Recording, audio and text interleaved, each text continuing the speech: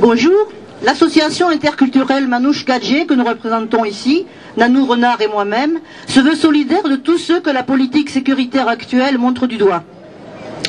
Qu'ils soient français d'origine étrangère, roms, gens du voyage, ils sont actuellement sur la sellette, bouc émissaire d'une option répressive qui s'annonce payante sur un plan électoral, mais qui porte en elle-même les germes de son propre échec. Un pays doit être jugé à la façon dont il traite ses minorités, disait Gandhi. Et la France a souvent eu et a toujours des problèmes avec ses minorités.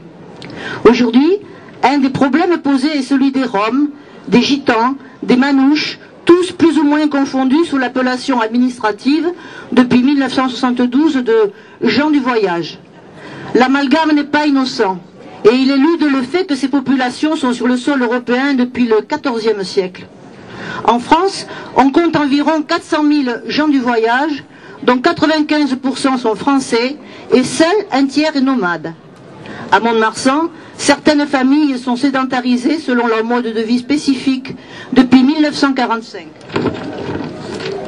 Même si dans nos représentations collectives, cette population est souvent uniforme, voire dangereuse, elle est, à l'image de la nôtre, constituée d'individus différents. Les préjugés et la méconnaissance de leur culture participent au rejet que l'on constate au quotidien. La législation française y a d'ailleurs largement contribué, puisque dès 1912, elle a créé, uniquement pour eux, le carnet anthropométrique décrivant leur faciès, leur envergure, etc.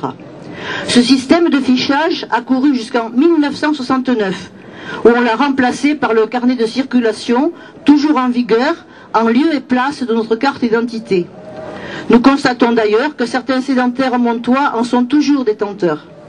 La loi de sécurité intérieure, dite loi Sarkozy, votée en 2002, assimile les gens du voyage à des délinquants, je cite, des fauteurs de troubles, et stipule qu'ils sont passibles d'une amende de 3 000 €, que l'on peut saisir leur véhicule et leur permis de conduire si l'on estime qu'ils stationnent illégalement.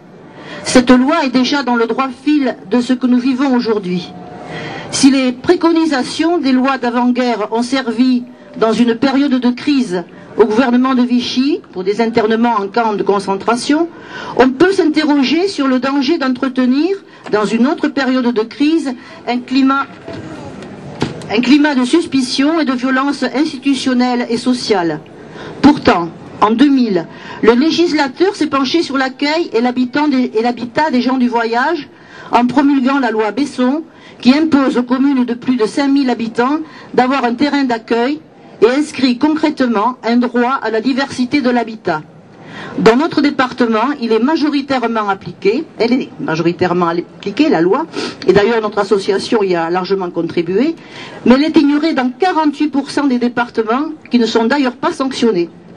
Les gens du voyage non sédentarisés peuvent donc être à tout moment expulsables et ils se posent régulièrement et légitimement la question de savoir où ils peuvent séjourner, inscrire leurs enfants à l'école et accéder à leurs droits et satisfaire à leurs obligations.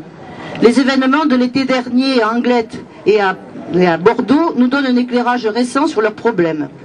On est dans le déni du droit pour certains citoyens français. À ces discriminations s'ajoutent, comme pour d'autres minorités, les discriminations à l'embauche, au logement, au blocage des prêts financiers, mais aussi un statut de SDF qui compromet leur accès aux droits administratifs. C'est ainsi qu'il y a quelques années, un jeune manouche montois, sédentaire, s'est vu refuser son droit aux assédiques au motif qu'il était SDF. Il est temps de sortir du ghetto des idées reçues et de penser avec Patrick Williams que dans le monde tel qu'il est, il est possible de construire d'autres mondes. Notre association Manouche Gadget, qui œuvre depuis plus de 15 ans au rapprochement culturel des Manouches et des Gadgets, a organisé la semaine dernière un moment convivial pour que se rencontrent les Manouches du Rhône et leurs riverains. En effet, notre souci permanent est de bannir les préjugés que génèrent l'ignorance et la méconnaissance de la culture de l'autre. Souvenons-nous simplement que le génocide des Tziganes, environ 500 000 morts, a été reconnu le 16 juillet 2010, soit 4 jours avant le discours de Grenoble. Que le premier gitan mort dans un camp de déportés était montois, que certains anciens du camp du Rhône avaient une carte de résistant et que d'autres ont connu les camps de concentration, à Rivesaltes en particulier. C'est dire si leur histoire est largement inscrite dans la nôtre.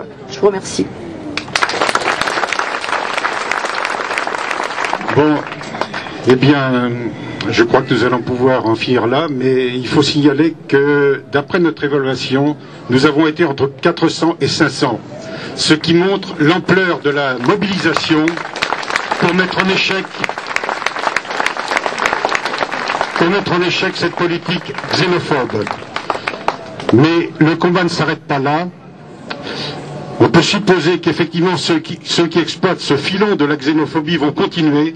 Restons donc mobilisés, apprêtons-nous à nouveau à manifester tous ensemble contre cette politique sécuritaire qui nous indigne et qui indigne tous les militants des droits de l'homme. Alors, pour ceux qui n'ont pas encore signé la pétition, qui est une pétition, un appel national, signé par des individus et des personnalités, vous êtes invités à rejoindre les tables pour signer. Merci à tous d'être venus, et sans doute demain pour de nouveaux combats.